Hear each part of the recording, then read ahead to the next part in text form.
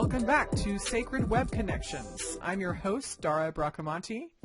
We are continuing from the previous podcast about yoga with Clint McKay from In Yoga Flow, so we will continue. I watched this movie actually called Bridge of Spies, and a lot of people would probably know it.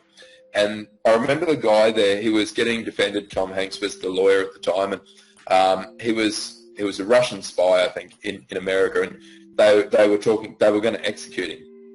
And the lawyer says to him, as he says, "Oh, you're not even worried about this. What, you don't even seem worried." And he looks at him and says, "Will it help?" He says, "Because you tell me if me worrying is going to help, then I'll worry."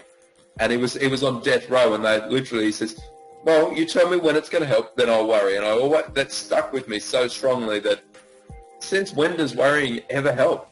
It actually makes things worse anyway. You overthink, you get darker, and you invent things that aren't real in your own mind for the sake of nothing.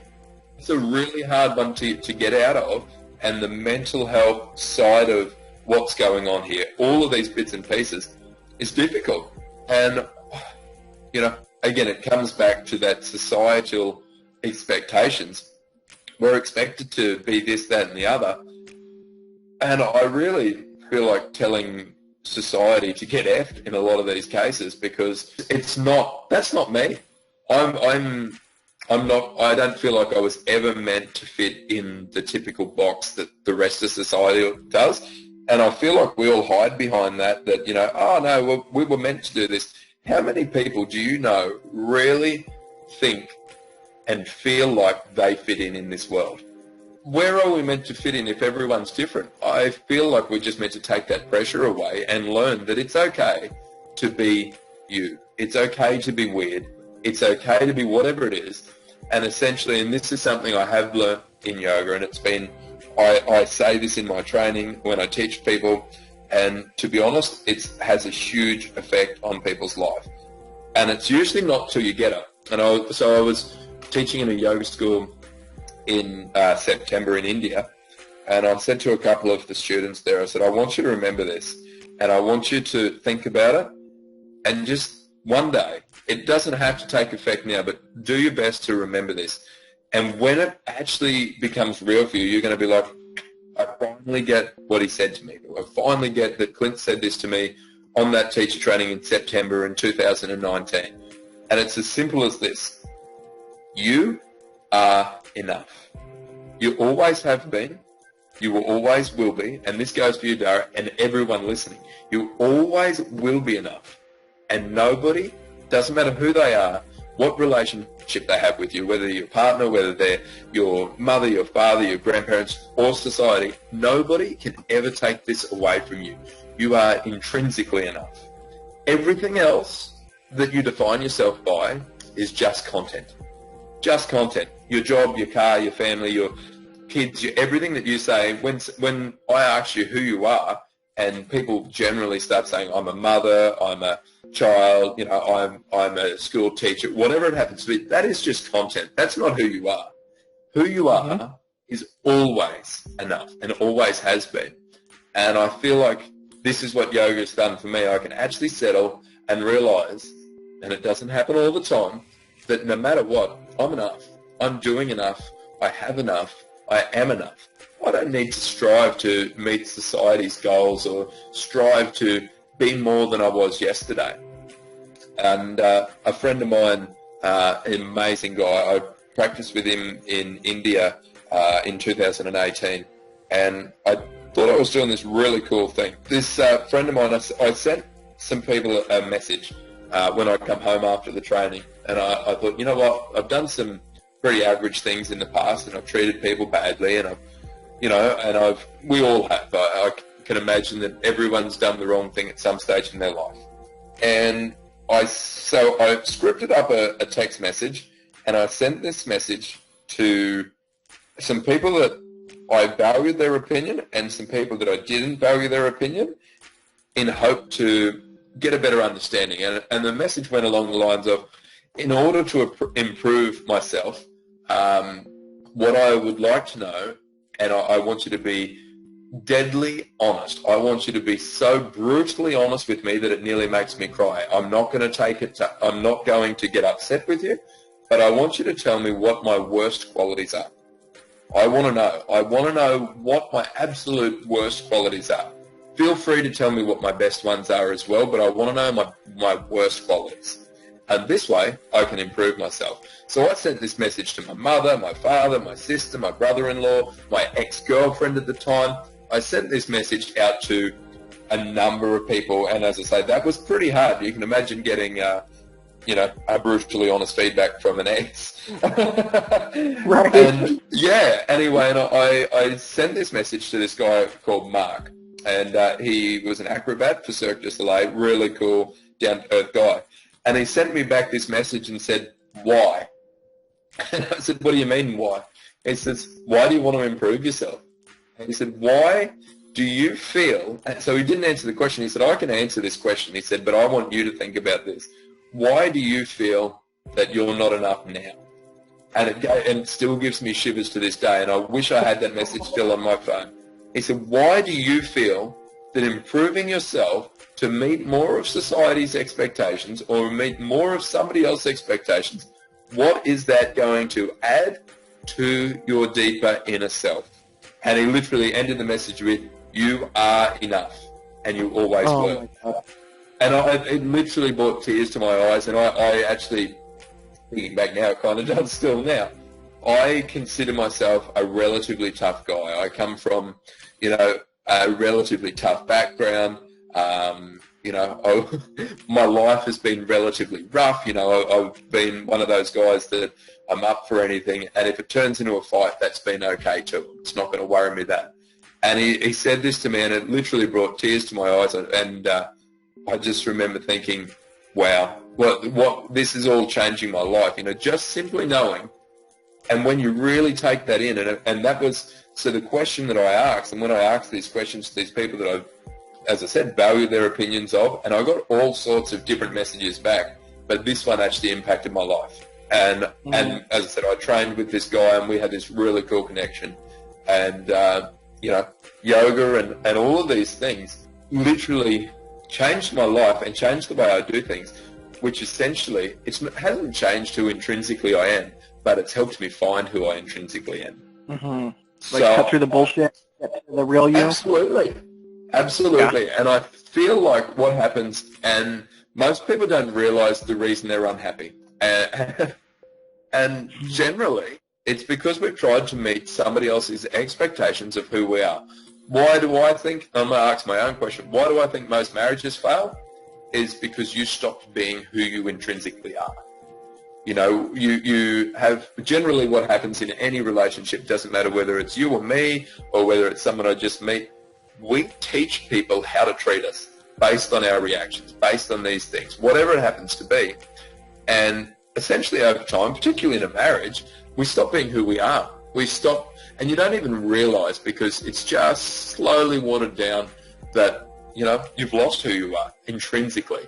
And when you start to change and or move, it's hard to find who you really are and come back to that intrinsic sort of self. And I met a girl recently, and she is really, really not an over-the-top personality, but a big personality. I just said to this person, I said, never change. I said, do not, never water that personality down. And she said, I know I'm a lot for some people and this and that. And she said, and I know that a lot of people can't handle my personality, this, that, and the other. And I looked at her and I went, that's because they're not your people. Don't try and fit the mold to fit in with somebody else's expectations. They're not your people. If somebody can't accept you entirely for who you are, that's not your person. And to be honest, I feel like for myself and for a lot of other people, we do this. We go, we look at someone and go, I would do anything to be with this person, or whatever it happens to be. So you dull down who you are or change who you are to fit that mold, and it doesn't work because it's not who you are, And essentially we've tried to meet someone else's needs, whereas, to be honest, there's a lot of people that just aren't our people. And when you find those people that are your people, you can be intrinsically yourself, and yoga teaches you how to do this. be intrinsically and deeply you. So the thing is, not only is it going to change your body, not only is it going to change your mind, but 100% guaranteed, if you can enjoy this and get into it, it will change your life. It sounds like it's had a giant impact on your life, and honestly, I feel like yoga is like the balance of everything. It's like the balance of the body, the mind, the emotions, the soul. I feel like it brings balance into your life on all facets. It sounds like you connect to people on such a different, deeper level now since yoga. So it's changed who you are at a core level as well.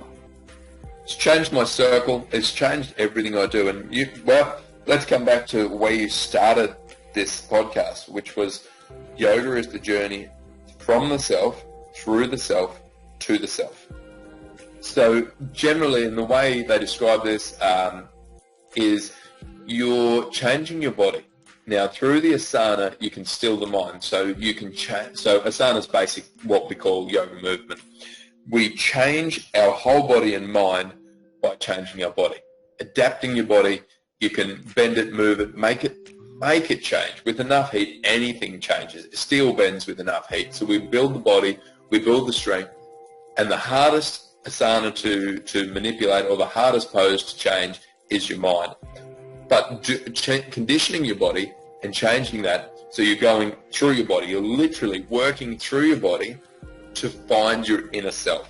And that's essentially what it is. It's the journey from the self, from starting where you're at, from yoga meeting you where you're at, working through your body, working through your ailments, working through your challenges, and attempting from a place of ease to essentially come back to the beginning and find yourself. Oh, so you're basically using the tools that you were given, which is your body, to help connect you to your spirit. Absolutely. So what I say with yoga, and I really feel like I should mention this, because there's particularly, people, and they are scared and are worried, and that was definitely me when I first started yoga, was, am I going to lose my religious beliefs or any of those sorts of things? Yoga is not a religion, so I really cannot state that strongly enough. Yoga is not a religion. Very spiritual, and if you can come in an open mind, it will change your life. I don't feel like there's so many people in this world that completely have an open mind. The reason I say that is, if somebody contradicts your beliefs, let's say, and you answer that question, or when somebody says, you know what, Dari, I feel like you're wrong about the way you do this, and that's how they say it, and you respond from a place that feels like you're kind of being attacked, which we all do, that's generally because we're not open-minded to that change. So I use that as a perfect example. I said it to my mother a little while ago. It had been the best conversation I had with her in 15 years. And I said to my mum, I said, that conversation was so amazing. I feel like you're opening your mind, and it's so great to see that. And she said, I think a lot of people mistake me. I do think I have an open mind, and this, that, and the other. And I said, well, I'm just going to give you an example. When you respond from a place that feels like you've been attacked, and you answer a question with, when somebody says, I feel like this, and you go, yeah, but, particularly when someone says, yeah, but, or they respond from a place of not necessarily pain, but they feel like they've been attacked, it's generally because their mind's not completely open to change.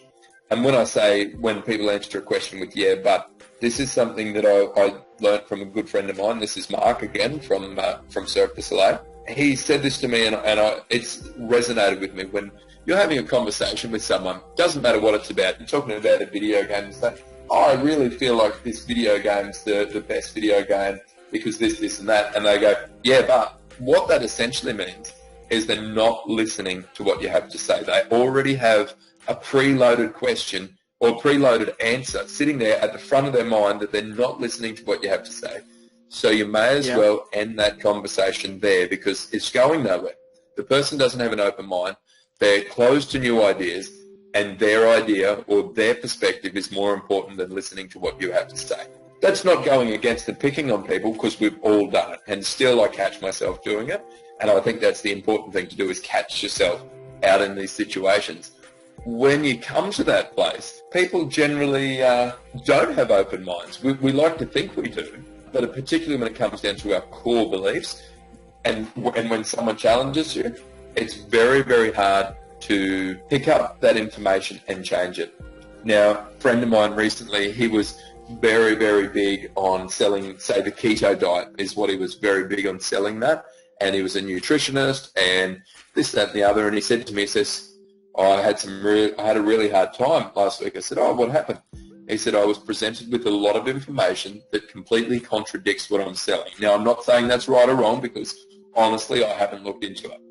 And he said to me, he said, I had this hard moment there. He said, I've been selling this for years, that this is the only way to go, right? Do I neglect that information and continue doing what I'm doing? Or do I bite my tongue, bite my pride, and ring all of my clients that I'm working with and say, listen, I feel like I'm wrong. You need to do your own research here, and I'm so sorry, and refund their money. And he said that was the hardest thing he's probably ever had to do, was bite his pride in something that he believed so strongly in, and now there's information to contradict that. He said, I said, so what did you do? He said, well, I'm on the phone telling you that now. Research this information yourself.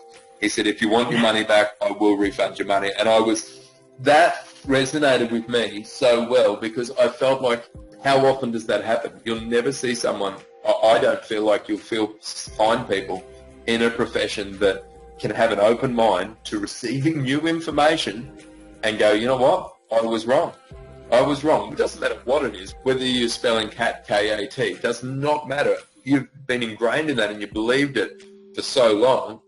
And to be able to accept new information and be able to ring people and say, you know what, I told you that you were wrong and cat was spelled K-A-T, and I'm really sorry, but I've been presented with new information that contradicts that.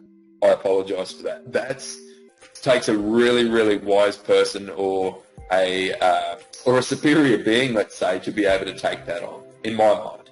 Especially on a business level. It's one thing on a personal level to be like, you know what, I was wrong, I'm sorry. But on a business level, messing with your money, for somebody to do that, that takes a lot of balls. It's powerful. And for him saying this, and it was quite interesting, I literally, my respect level for this guy grew 10 times what it could have. I just went, you know what, that's big. That's really big. I don't believe anyone would have actually even asked for their money back. But to be able to go, you know what, I was wrong and I'm sorry. On that level, that was huge. That is, wow. Much respect for that guy. Yeah. I feel like we could talk for hours. Yeah. I've noticed a lot lately that, especially with my clients, a lot of people say they want to be happier, that they're willing to, quote unquote, do the work. And when they do the work, like doing yoga or meditation or using daily affirmations, energy work, whatever it is, they feel amazing. But I find a lot of people that think they're ready to do the work are instead, they get sucked into life's dramas and they end up not doing any work for themselves whatsoever. My question to you is, why do you think people, knowing what's good for them, knowing what makes them feel great, feel amazing, feel healthier, feel more aligned and balanced and in touch with themselves, why do you think they don't do more for themselves? Well, essentially, the road to health is a long road. I feel like all of us at some stage want the quick fix. Why do you think we take Panadol? Why do you think we take drugs? Why do you think we do all of these things? Because it's a quick fix, especially when you're seeing small changes. And this is what happens. In this 21st century lifestyle, it's very hard to develop something sustainable. And as I said, that's what I pride myself on teaching, is a sustainable yoga lifestyle. But I feel like what ends up happening is you feel better after one session, but you know what? 3 days later and you're back into the normal world and you didn't go back for 3 days, the effects are gone, you know, and generally you need to be consistent. And I feel like consistency is the key. People fall off the wagon very, very quickly. And so from my experience, generally what I've seen with yoga students is there's actually a bit of an age range, but it's not necessarily physical or linear age. So what happens is people come to yoga for all sorts of different reasons: mental health, physical health, get out of pain, lose weight, whatever it happens to be. And they notice changes and they stay with it for a little while, and some of them fall off the wagon and some stay. The ones that stay all have exactly the same things in common. They all do. And it's not, the reason they stay is not because they're losing weight. It's not because it feels amazing, not because they're gaining flexibility and strength. It's because of what it does to their mind and how amazing and calm they feel after it. the feeling I have is, particularly when we're younger, that 18 to 25 years sort of stage, it's very hard to commit to so many things because you have a lot going on in your head. You have a lot going on in the world. There's a lot of expectations, and you don't really know who you are yet.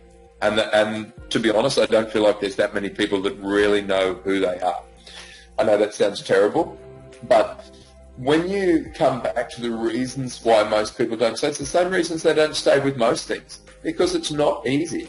If you want to take on a diet and lose weight, I'm a big believer in them if you can stick with them, but are they sustainable? Are they really sustainable? And this is the thing. If you want to take on a fitness regime, how many people stay with their fitness regime and go to the gym 5 days a week? And the reason we don't see huge results is what are we doing the rest of the time? So I had some students ask me, how long will it take me to get to your level of yoga? And I really don't like to answer that question because for a lot of them, probably never is the answer. If you're turning up to yoga 1 hour a week, that's 1 hour out of 144 hours. So what are we doing the rest of the time? I like to ask the question, what are you doing the rest of the time? Oh, okay, you sit at a desk. Hunched over? Yeah? Okay. So you do that for 8 hours a day. Wow. How much yoga did you say you do? 1 hour a week. All right. So you're doing 1 hour a week that's good for your health, and 8 hours a day, 5 days a week that's detrimental to your health just in you working the way you do. Okay? So you probably need to let's start looking at some changes in the way you do that because it's detrimental to your health. Sitting down is the worst thing we can do for our spine health, literally sitting. Any other position is better than sitting. You're a builder. Okay, so you lift heavy weights. You do this and that all day. You're on your feet all day. Okay, so that's also detrimental to your health. And you come to yoga how often? What else? And when you start going through, okay, so what do you do for this? So you sleep 8 hours a night. Great, that sounds wonderful. What sort of bed do you sleep on? What sort of pillow do you use? What position do you sleep in? Okay, so that's also detrimental to your health. So when we look at a lot of these things, we need to create a full lifestyle, but it needs to be an achievable, sustainable lifestyle. And I don't feel like people actually put in the effort to research and find out what's right for their body, for their mind, and for an easy way of doing things. As I say, sometimes I've got a yoga block and I feel like, how hard is it to actually sit on the floor at a yoga block? You know what? It's actually quite hard because it takes energy to maintain the alignment in your spine. That being said, isn't that a lot better than slothing out on the couch and being detrimental to your health? You can still enjoy watching TV. You can still enjoy having a beer while you're doing it. But let's just make small changes, and I feel like this is the cue. Small changes, big victories. Small changes, small victories, big pats on the back. So you know what? And this is the way I teach. You want to lose weight? Okay, all right, let's start looking at the small victory. Put that can of Coke back. That's it. That's all you got to do today. Don't drink the Coke today, okay? In a month's time, once you've stopped drinking that Coke, and don't look at, I'm not going to drink Coke this week. Look at, I'm not going to drink Coke this lunch break. I'm not going to, and I'm using Coke because we all know it, so whatever it happens to be, I'm not going to drink that soft drink. I'm not going to have 10 beers tonight. I'm going to have 7 beers tonight. Start making small changes that are sustainable. If you drink 5 beers a night, 10 beers a night, in Australia probably a carton a night the way we go, let's just cut it back. Let's not go for, you know what, I'm not going to drink at all. Let's go for, instead of drinking 5, 10, whatever it happens to be, drink 1 less. If you're drinking 1, don't finish the can. You know what I mean? Like if we start going for small victories, you're going to make it sustainable, and it's not going to feel so painful going to, you know what, I'm going to go to 6 yoga classes this week.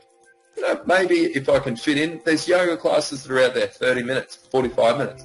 Go for a short one if you're just starting out. Start on YouTube.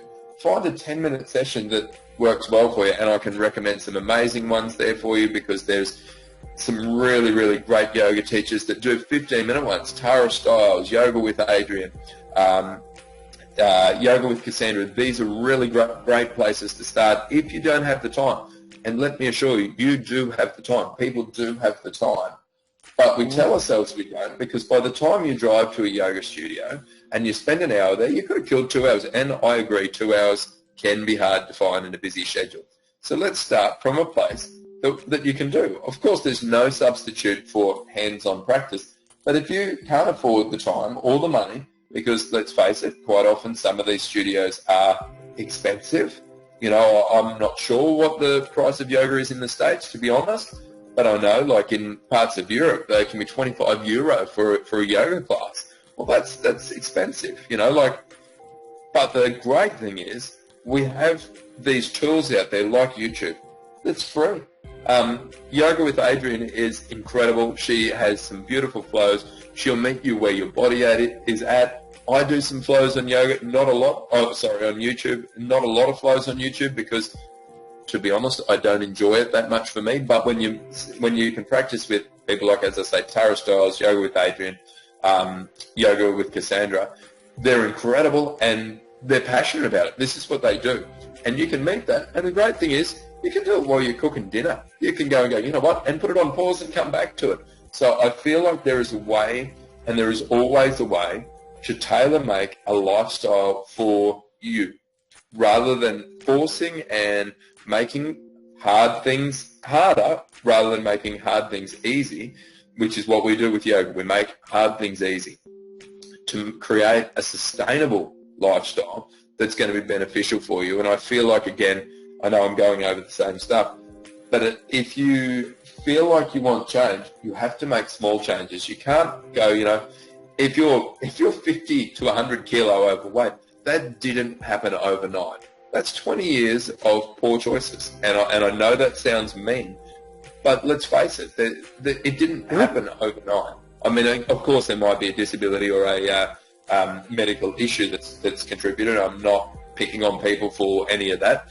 But in a lot of cases, you know, maybe it was your parents that let you eat cake 3 times a day or once a day, every day, and didn't notice the change, because we generally don't notice the change in our own body until you get on the scales in 6 months' time and go, wow, I put on 5 kilos.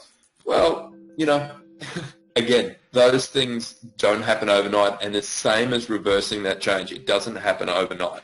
So you need to, in my mind and the way I see it, start reversing the change in small increments and develop something sustainable. It was sustainable to put on 100 kilos. We could all do it. Sustainably put on 100 kilos over 10 years, 20 years, whatever it happens to be. That's not hard. But I can guarantee if you wanted to put 100 kilo on in 2 weeks, it's not going to happen. So when you look at it that way, everything has to be sustainable. And it has to be a sustainable lifestyle long term. And this is something, definitely check, for anyone that's listening, check out our website, send me a private message, have a chat to us. I'm passionate about this and sharing and changing people's lives for the way it's changed my life. I'm really excited to share it. And, you know, the girls that I'm working with in this teacher training are absolutely incredible, and they have developed a lifestyle that works for them as well. And, you know, I know that there's a lot of us out there that go, how could I ever change my life the way you guys have? Well, there's a lot of us that have done it, you know, but nothing changes if nothing changes. That's so exciting. I know, I mean, just from hearing you talk about it, I love hearing his passion. I can tell it's something that you absolutely love doing, that you want to affect change in the world. And thank God we have people like you that are knowledgeable in this modality that are willing to share that information. So thank you so much. No worries. I appreciate it.